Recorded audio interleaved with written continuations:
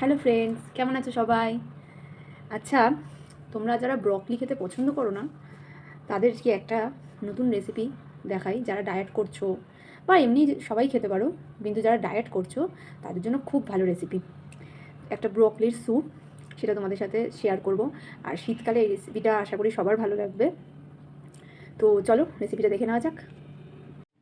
ব্রকলির soup বানানোর জন্য প্রথমে ব্রকলিটাকে একটু ভাপিয়ে নিয়ে তার সাথে পেঁয়াজ, রসুন, টমেটো, ক্যাপসিকাম আর একটু কাঁচা লঙ্কা কুচিয়ে নিয়েছি। এবার কড়াইতে সামান্য একটু ঘি দিয়ে তার মধ্যে এই সবজিগুলো দিয়ে দিলাম। দিয়ে একটু লো ফ্লেমে রেখে এটা হালকা করে ভাজতে হবে। একটু নুন দিয়ে দিয়েছি, একটু গোলমরিচ দিয়ে দিয়েছি, দিয়ে ওটাকে একটু ভাজতে হবে। বেশি যে গ্যাস বাড়িয়ে করবে না, তাহলে পুড়ে যেতে পারে। গ্যাস কমিয়ে ঢেকে ঢেকে ভাজতে হবে। যেহেতু এটা ডায়েটের জন্য, সেই জন্য সামান্য ঘি দিতে হবে।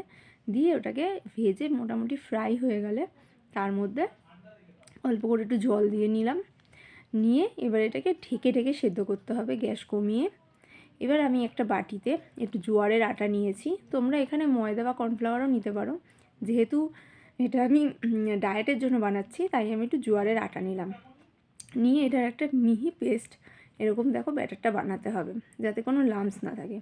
এবার ওই কড়াইতে আমার একটু জল কম ছিল দেখে আমি একটু জল দিয়ে দিলাম। দিয়ে আমি ওই পেস্টটাকে এর মধ্যে দিয়ে দিলাম। আমি পেস্টটা দিতে স্কিপ করে গেছি, তার জন্য ভেরি মাচ সরি। তো দেখো, পেস্টটা দিয়ে এরকম মোটামুটি আমার স্যুপটা হয়ে গেছে। এর মধ্যে একটু ধনেপাতা কুচি দিয়ে দিলাম। এই স্যুপটা বানাতে বেশি টাইম লাগে না, খুব অল্প সময়ের মধ্যে হয়ে যায়। এবার স্যুপটা নিয়ে আমি তার মধ্যে একটু লেবুর রস দিয়ে দিলাম।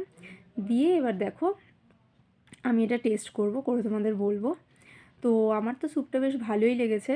তোমাদের কেমন লেগেছে জানিও। আমার ভিডিও ভালো লাগলে আমার পাশে থেকো। বাই। তো রেসিপিটা কেমন লাগলো তোমরা অবশ্যই আমাকে কমেন্টস করে জানিও। আর আমার ভিডিওগুলো ভালো লেগে থাকলে আমাকে একটু সাপোর্ট করো। আর আশা করি এই রেসিপিটা সব ভালো লাগবে। আর মানে হেলদি খাওয়ার ডায়েটের পক্ষে এটা খুব ভালো একটা রেসিপি, তোমরা অবশ্যই ট্রাই করো। বাই।